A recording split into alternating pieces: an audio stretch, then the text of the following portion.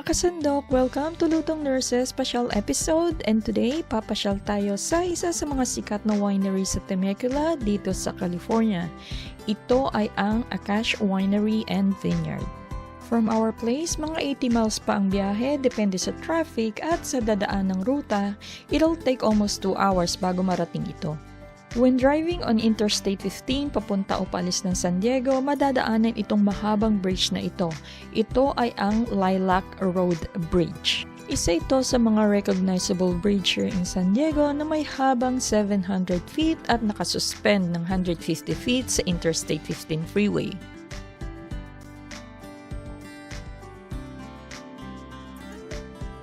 We're now entering sa city of Temecula. Temecula is a city sa southwestern Riverside County dito sa California. Well known sa mga magagandang golf courses, beautiful hot air balloon adventures at sa kanilang mga award-winning na mga wineries. Pag nakita na ang arkong ito, katulad nga ng mababasa dito na Temecula Valley Wine Country, sunod-sunod na ang mga vineyard na makikita at madadaanan ninyo.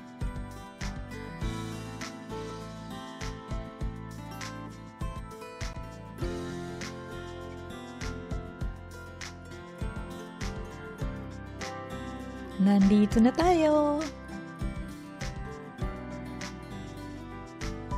Ang winery na ito ay located dito sa Calle Contento, Temecula, California.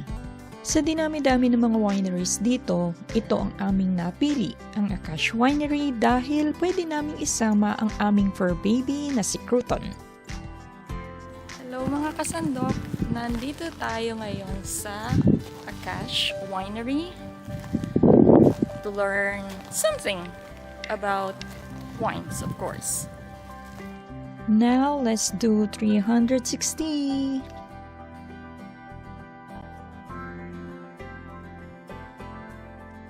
This tour and tasting experience is approximately 90 minutes at every now and then ay may patikim ng iba't ibang wine nila.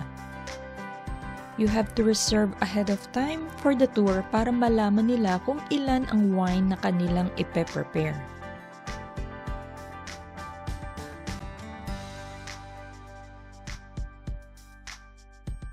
It's summer, kaya maliliit pa ang bunga ng mga ubas na tanim nila.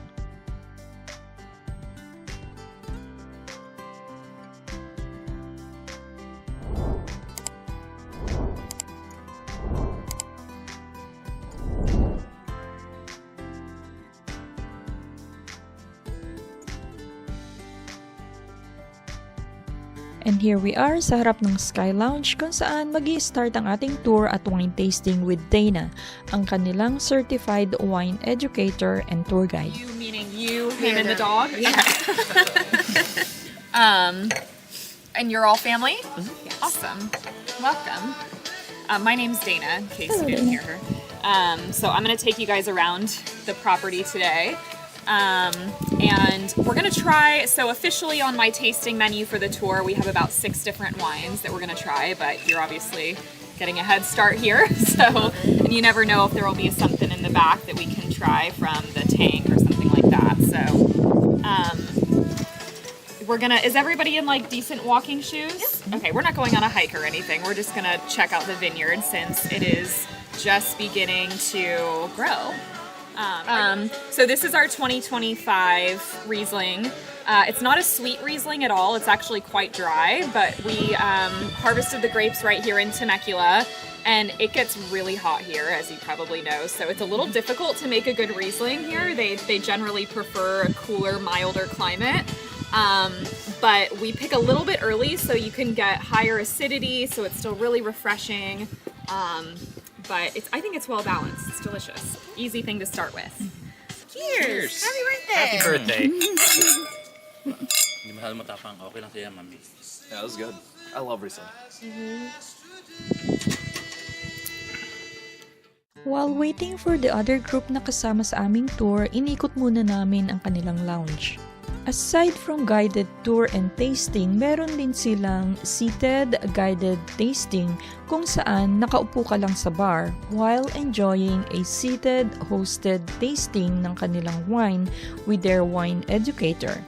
This one costs less. Meron din silang mga souvenir items at kung ano-ano pa made by locals.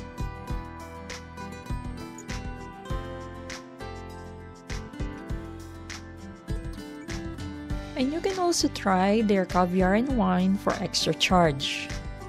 Before the tour, na-meet namin ang owner, the man behind the Akash Winery, si Akash Patel, telling us the story kung paano ang parents niya ay nag-move dito sa United States looking for possible hotel properties to invest in. End up here in Temecula, and few years later, they purchased a 20-acre property na ginawang vineyard land. So mostly like Bordeaux and a little bit of the Rhone varietals. Zinfandel is kind of like the wild card here. We grow a ton of Zinfandel in this vineyard up on the hill here and then a little bit down in the front. So we use the Zinfandel from the front vineyard here to make our Parlez-Vous Rosé, which you guys will try a little bit later. It's juicy and delicious, but it's a dry Zinfandel Rosé. We're always kind of like taking something like, white Zinfandel is usually a super sweet, starter wine, and we wanted it to be a little more refined, a little more elegant. So We're here outside sa vineyard wherein from here makikita ang mga puno ng ubas na pinagkukunan ng iba't ibang wine nila, ang kanilang white and red wines. We're one row over from the Sauvignon Blanc actually. So these first 10 rows on this side are the Sauvignon Blanc that we use to make the white wine you just tried. And then from this row over is our Petite Syrah, which we use to make a pretty deep, dark red wine. Right on the other side of the driveway is the Zinfandel I mentioned for the rosé, and then we have the Cab Sauv and the Cab Franc over there as well. And then up behind this building on that steep hill behind the parking lot is all Zinfandel a little bit while I'm talking down here. This is going to be a Pinot Gris style. This particular one is unusual though because it has quite a bit of color. It almost looks like an orange wine. But the reason we're sharing, right? Okay. So the reason that we wanted to leave some color in there is because we wanted to showcase how much. Do you want just a little bit? Okay. Right. Wine vanished. She showed us those tiny grapes kung kailan ito pwedeng ma-harvest. During our tour, halos maliliit pa lang talaga ang mga grapes and expected to be harvested sometime in October or fall season. Ipinaliwanag din sa amin ang mga factors katulad ng climate, soil composition, at maski ang vineyard location also plays a crucial role in grape selection. Next, punta naman kami dito sa likod ng building para makita kung paano ang start ng winemaking process.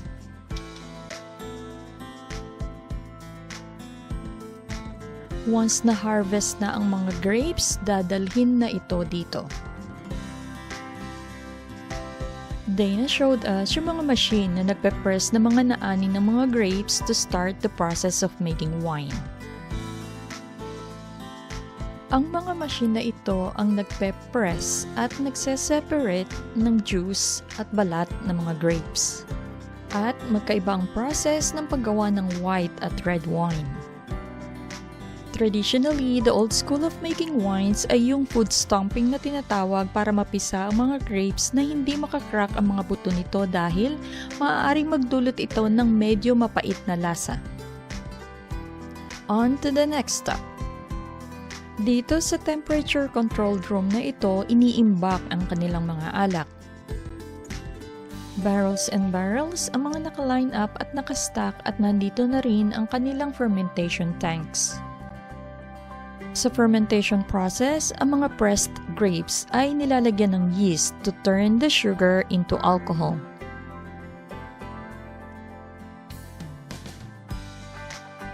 Ang fermentation ay depende sa klase ng wine being produced.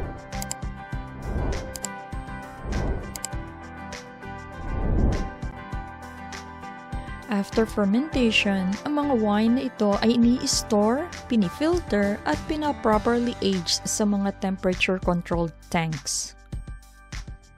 Yung iba naman ay sa mga oak barrels dahil ito daw ay nakakapagbigay ng additional flavors and aroma. Ang tagal ng pag-iimbak ay depende sa klase ng wine or preferences. Though hindi pa ready, may patikim din sa mga nakaimbak pa lang na mga wine. Different grapes depend on the wine desired as different grapes contribute to the unique flavors, aromas, and characteristics.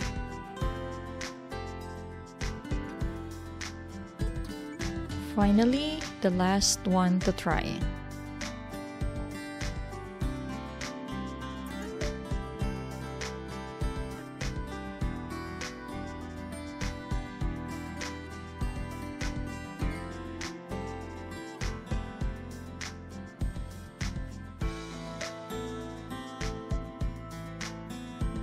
After the wine tasting and tour before leaving, nag-snack muna kami at syempre, picture-picture muna. Since nandito na rin naman tayo sa wine country, we decided na mag-quick stop pasyal sa isa pang vineyard and winery.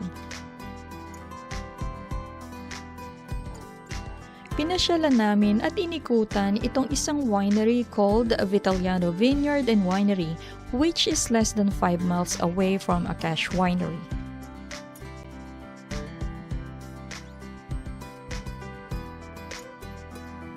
Maski sa parking lot nila, may mga tanim na table grapes. I'm just scared, just to say. Okay, keep on my leg inside just like a Disneyland. What I'm saying is that I don't know what the menu is for today. But the thing I know for sure that's how you order food. What do, you find a nice table. The table has got a code. You scan the code and you order food. Once the food is ready, that will deliver to your table. Ang winery na ito ay na-establish noong 2007. Ayon sa website nila, ang founder nila by the name of Guy Vitaliano is known in his native village of Salina, Italy as passionate wine lover with a dream to bring to America the richness and quality of Italy's finest wines. Wala silang wine tasting dito pero they produce handcrafted wines made to be paired with Italian cuisine. May mga events din dito kung saan may mga live bands, line dancing at bingo nights. Just check their website for event schedules. After a quick snack, naglakad-lakad kami sa paligid ng kanilang winery at nadaanan ulit namin yung wedding venue. And this time, kinakasal na sila. Temecula Valley is a premier wedding destination to create an ultimate celebration dahil nga sa mga breathtaking vineyards at sa sunny, relaxed at year-round na climate dito. On our way to our next stop, madadaanan ang malawak na plantasyon ng mga oranges. Drive lang tayo ng mga 10 miles pa going to our next destination.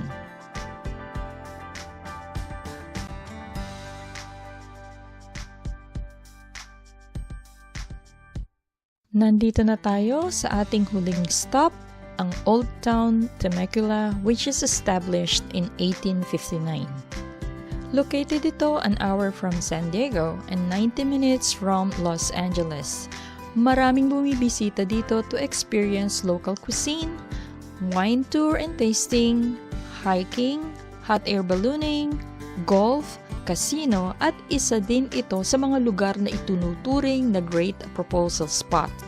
At higit sa lahat, dinarayo ito dahil sa nearly 50 Temecula Valley wineries.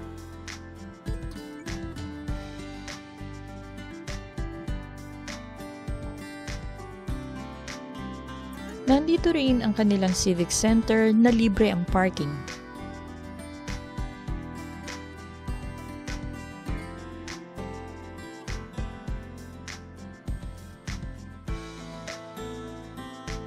Before heading home, kain muna kami ng late lunch, early dinner dito sa Swing Inn Cafe which is founded in 1927 as Mother's Cafe. Bakit dito? They have a dog-friendly patio at isa pa, big fan kami ng Breaking Bad. And this cafe is owned by one of the actors, Dean Norris, who played Hank Schrader na isang DEA agent. What sauce is it? Barbecue sweet, barbecue house, barbecue spicy. House. Can I do sweet, please? During his interview, sinabi niya na 30 to 40,000 people ang dumarayo dito sa Old Town para kumain tuwing weekend na nanggagaling pa from LA, Orange County, and San Diego. The food is amazing. Sulit dahil ang lalaki ng servings at ang sarap ng kanilang Texas-style barbecue. It melts in your mouth.